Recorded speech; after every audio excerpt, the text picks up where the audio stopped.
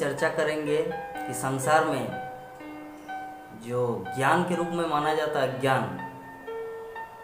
ज्ञान के रूप में अज्ञान का प्रचार, इस संबंध में हम लोग चर्चा करेंगे। श्रील प्रभुपाद श्रीमद् भगवद गीता के 9वें स्कंद के प्रथम श्लोक के तात्पर्य में बोलते हैं कि आधुनिक समाज में ज्ञान के विभिन्न शाखाएं हैं, विभिन्न प्रकार की संस्थाएं हैं या विभिन्न प्रकार का इंस्टीट्यूट है ज्ञान प्राप्ति का। राजनीति, mathematics, politics, science, chemistry, astrology, सब तरह का नॉलेज है, सब तरह का इंस्टीट्यूट है। किंतु दुर्भाग्यवश एक इस तरह का इंस्टीट्यूट, इस तरह का नॉलेज का स्थान नहीं है जहाँ पर आत्मविद्या की शिक्षा दी जाती है। शरीर से संबंधित सब प्रकार का ज्ञान इस संसार में मौजूद है। चिकित्सा विज्ञान, पॉलिटिकल, हर तरह का जितना सारा शरीर से संबंधित जो कुछ भी ज्ञान होना चाहिए इस पृथ्वी में उपलब्ध है। लेकिन एक ही चीज़ का अभाव है, वो है कृष्ण भावनामृत का ज्ञान। जो हमारे आत्मा, जो मृत्यु के बाद ये आत्मा शरीर से चले जाते हैं, जब तक आत्मा शरीर में रहता है तब तक शरीर का अस्तित्व है। जैसे ही आत्मा शरीर को छोड़ देता है, शरीर का कुछ मूल्य नहीं होता। तो वो जो आत्मा है उस चीज़ का ज्ञान आधुनिक न विश्वविद्यालयों में, न विद्यालय, न महाविद्यालय, न कॉलेज, यूनिवर्सिटी, न स्कूल, किसी भी क्षेत्र में ये ज्ञान को नहीं दिया जाता। तो श्रील प्रभुपाद इस चीज़ के लिए दुख प्रकट किए हैं और श्रील प्रभुपाद अपनी शक्ति समर्थ भगवान श्री चैतन्य महाप्रभु का सेनापति भक्त खुद अकेला ये इस्कॉन मूवमेंट, हरे कृष्ण आंदोलन, कृष्ण भावनामृत संघ सारे विश्व में फैलाया ताकि लोगों को वास्तविक ज्ञान प्राप्त हो। क्योंकि इस संसार में कोई भी चीज़ कृष्ण भावनामृत को छोड़कर कोई भी चीज़ हो वो वास्तविक मुक्ति को नहीं प्रदान कर सकता। हम लोग देखते हैं विभिन्न तरह का एंटरटेनमेंट वर्तमान जगत में हम लोग देखते हैं, क्रिकेट है, मूवी, सीरियल, फिल्म, आपका विभिन्न प्रकार का बहुत सारे जो शरीर से रिलेटेड है, जो मन को भावना, जो मन को भावन करने वाला, कहने का मतलब मनोरंजन करने वाला चीज़ सब उपलब्ध है। लेकिन आत्मा का जो मनोरंजन, आत्मा का मनोरंजन क्या है कि आत्मा इस भौतिक शरीर रूपी पिंजरे में कैद है। तो इस कैद से उसे छुटकारा पाने के लिए एक सुजोग हम लोगों को अभी वर्तमान में मिला है, वो है मनुष्य जीवन। नरोत्तम दास ठाकुर बोलते हैं कि मनुष्य जीवन पाइया राधा कृष्ण ना भोजिया, जानिया सुनिया विष खाइया। मनुष्य जीवन प्राप्त होकर हम लोग उस चीज़ को नहीं पी रहे जो अमृत हो, हम लोग पी रहे विष को। जानिया सुनिया विष खाइया मतलब जानबूझकर हम लोग जान रहे कि मन का, शरीर का सेंस ग्रेटिफिकेशन, इंद्रिय तृप्ति, इस तरह की चीज़ में हम लोग ज़्यादा रुचि लेंगे तो हमारा आत्मा जो है उसका कभी कल्याण नहीं होगा। और ये एक बहुत ही सुजोग है जो मनुष्य जीवन में भगवान श्री कृष्ण, ये मनुष्य जीवन प्राप्त करना सच में एक बहुत ही दुर्लभ विषय है। और उनमें से भी दुर्लभ विषय बहुनाम जन्म नामन्ते ज्ञानवान नाम प्रपद्यते वासुदेव सर्वमिति सब महात्मा सुदुर्लभ। उनसे भी दुर्लभ व्यक्ति वो है जो कृष्ण को जानता है। जो व्यक्ति मनुष्य जीवन प्राप्त किया फर्स्ट, वो तो सबसे दुर्लभ है ही, और उससे भी दुर्लभ है, सुदुर्लभ, जो भगवान श्री कृष्ण को जानता है। और भगवान श्री कृष्ण को जानने का उपाय क्या है?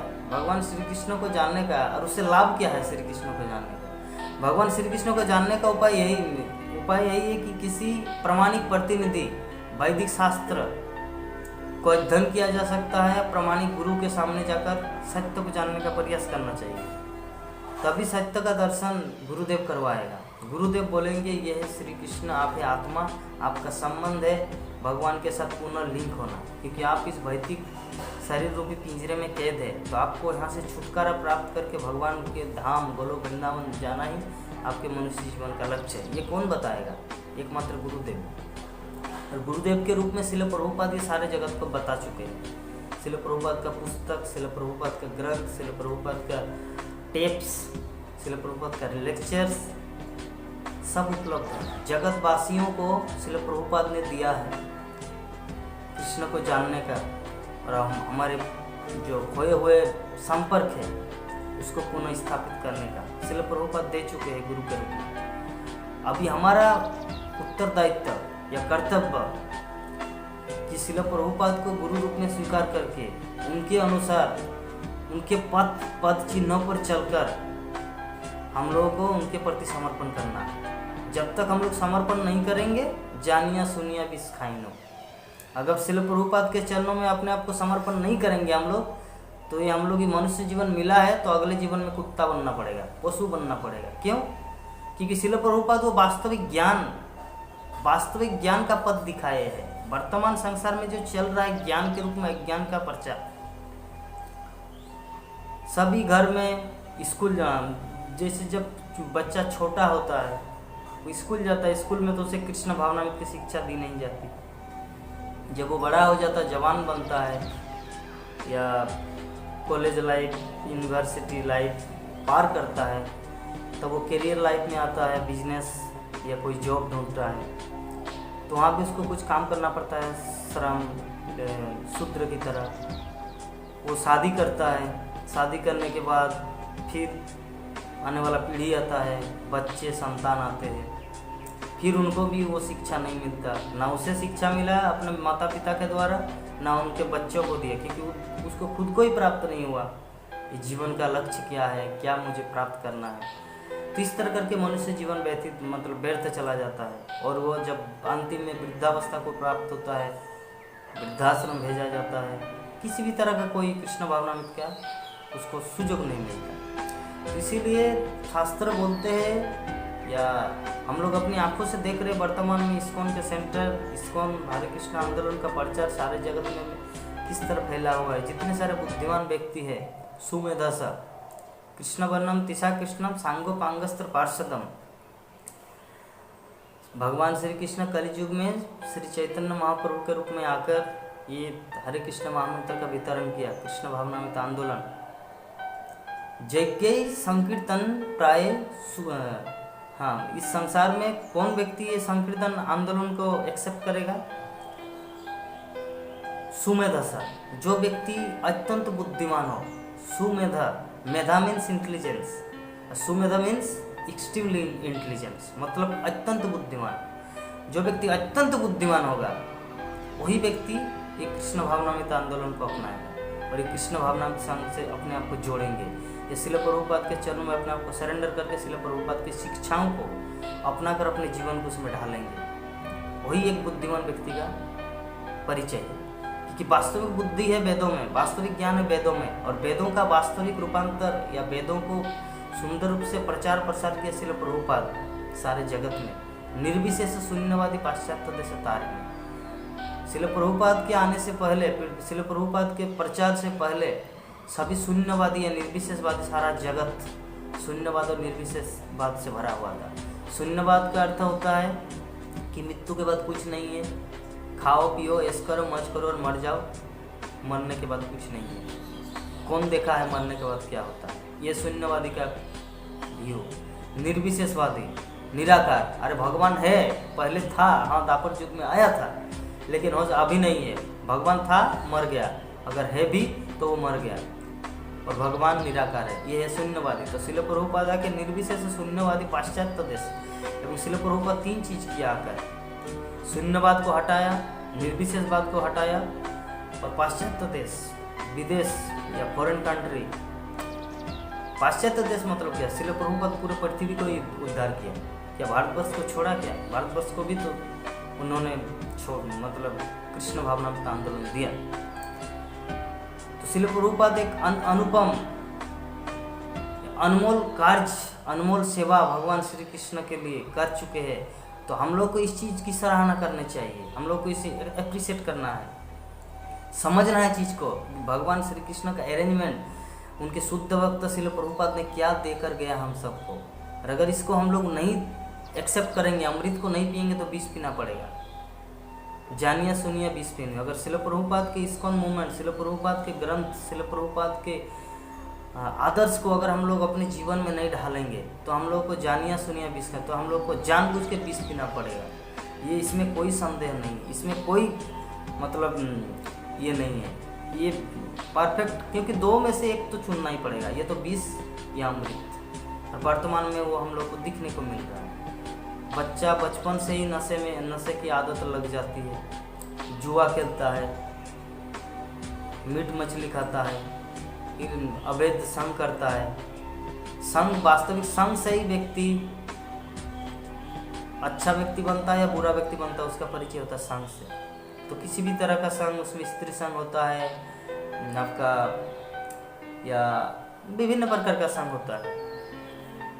तो ये चार चीज़ श्रील प्रभुपाद ने स्ट्रिक्ट कर दिया है हम सब के लिए, क्योंकि अगर हम लोग अच्छा संगति साधु संग में रहेंगे, सत्संग में रहेंगे, तो हमारी चेतना, हमारा बुद्धि, हमारा ज्ञान सब परफेक्ट रहेगा। अगर नशा नहीं करेंगे तो हमारा चेतना सुंदर रहेंगे। नशे में ही व्यक्ति कुछ गलत काम करता है, मर्डर, लाइफ। इस संसार में जितने सारे मर्डर होता है, हत्या होती है अभी वर्तमान में, वो ज़्यादातर नशे की हालत में होता है। क्योंकि नशे की हालत में व्यक्ति जान नहीं पाता कि मैं क्या कर रहा हूँ। खैर, इस संबंध में अगर डिटेल में जाएंगे तो कोई प्रश्न कर सकता है, तो क्या प्राचीन काल में भी लोग नशे करके ये कर, हाँ, रावण भी नशा करता था, रावण भी मदपान करते थे। असुर मतलब क्या है? असुर का अर्थ है ये लक्षण। असुर का ये जो चार चीज है, नशा, मादक द्रव्य, पान, आपका दुर्त क्रिया, जुआ खेलना, असत्संग करना, ये सब असुर का लक्षण है।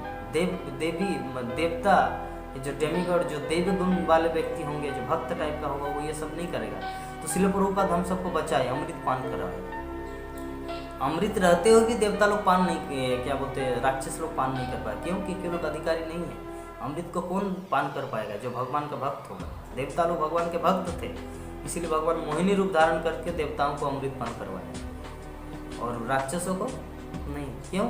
क्योंकि वो लोग योग्य नहीं है, क्योंकि वो लोग विष पान करना चाहते हैं। विष पान करना मतलब क्या है? वो मोहिनी का रूप, सुंदर स्त्री का रूप, उसी में मोहित हो गया। वो मोहिनी रूप आके बोले कि ठीक है, तो अगर सच में मेरे हाथों से अगर आप लोग अमृत पान करना चाहते तो मेरा शर्त है। मोहिनी आके बोले, मतलब भगवान विष्णु। तो राक्षस लोग बोले कोई बात नहीं। असुर बोले कि आप जो भी चाहेंगे आप कुछ भी कर सकते हैं, आप स्वतंत्र हैं। तो राक्षस बोले ठीक है, तो मेरा पहला कर्तव्य मैं पहले देवताओं को पिला रहा हूँ, उसके बाद आप लोग। तो देवता लोग मान गए, क्या राक्षस लोग माने, और देवता लोगों को अमृत पान करवाया। तो उनमें से एक व्यक्ति बहुत चालाक था, वो है राहु, जो देवताओं के दल में आकर देवता का रूप धारण करके उन्होंने अमृत पान किया। तो जैसे ही पता चला, श्री कृष्ण तुरंत उसको सुदर्शन चक्र से काट दिया। तो यही होता है। तो अभी प्रश्न उठ सकता है कि क्या वो उसका क्या अमृत पान करने का अधिकार नहीं था? अधिकार है, लेकिन अमृत पान करने के लिए योग्य, क्योंकि वो अमृत पान करके वो करेगा क्या? वो तो संसार का विनाश करेगा। जो आधा कटा हुआ सर है फिर भी संसार को विनाश करता है। वो सूर्य को खाता है, चंद्र को खाते हैं, चंद्र ग्रहण, सूर्य ग्रहण। अगर पूरा शरीर रहता तब वो क्या करते हैं? इसीलिए असुर लोगों को भगवान श्री कृष्ण अमृत नहीं पिलाया, क्योंकि पता है ये लोग उत्पात मचाए। अमृत तो प्रदान, थोड़ा सा अमृत तो रावण को थोड़ा सा ये मिला था कि सब जब 33 कोटि देवी देवता जब मुझे मेरे कैद में है तो मुझे मारने वाला कौन होगा? क्योंकि उसे ब्रह्मा जी ने वरदान दिया था।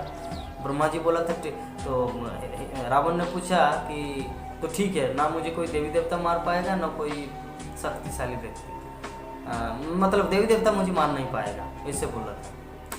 तो रावण ने एक छेद रखा था, क्या बोलते हैं, ब्रह्मा जी ने एक छेद रखा था। वो छेद ये है, ठीक है कोई बात नहीं, आपका कोई देवी देवता नहीं मार पाएगा, लेकिन वो नर बानर आपको शायद आपसे मुकाबला कर पाएगा। तो रावण उस टाइम क्या बोला, अरे नर और बानर मतलब मनुष्य और बंदर, वो तो मेरा खाद्य है, दिस इज माई फूड, वो तो मेरा भोजन है। वो अहंकार, बस अहंकार से ही तो व्यक्ति का पतन होता है। ये पहला शुरू। तो उसी टाइम तो उनको रावण के बुद्धि में ये नहीं आया था उस टाइम कि नर के रूप में भगवान साक्षात विष्णु भी आ सकता है, भगवान रामचंद्र के रूप में। उसको ये बुद्धि नहीं ये था। और हनु बंदर के रूप में साक्षात शिव जी आएंगे हनुमान के रूप में, वो भी उसको पता नहीं था।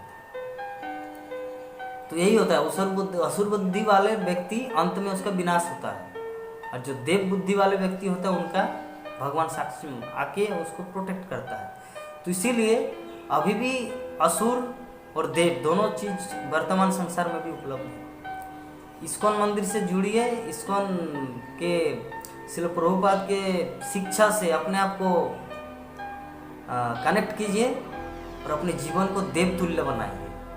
और अगर इसको छोड़ेंगे तो आपको असुर बनना ही पड़ेगा, क्योंकि संसार में दो ही चीज़ का ये है, या तो असुर या देव, दोनों में से एक को सिलेक्ट करना है। अगर आप देव नहीं है मतलब आप असुर कैटेगरी में, तो दोनों में से एक को सिलेक्ट करना है। तो इसीलिए बेहतर है श्रील प्रभुपाद के ग्रंथों का आश्रय लेकर श्रील प्रभुपाद के चरणों में अपने आप को पूर्ण रूप से शरण लेकर भक्ति जीवन में आगे बढ़िए और भगवद गीता को पाठ कीजिए, श्रीमद् भागवतम का अध्ययन कीजिए, हरे कृष्ण महामंत्र का जप कीजिए। हरे कृष्ण कृष्ण कृष्ण हरे हरे, हरे राम राम राम हरे हरे, हरे कृष्ण।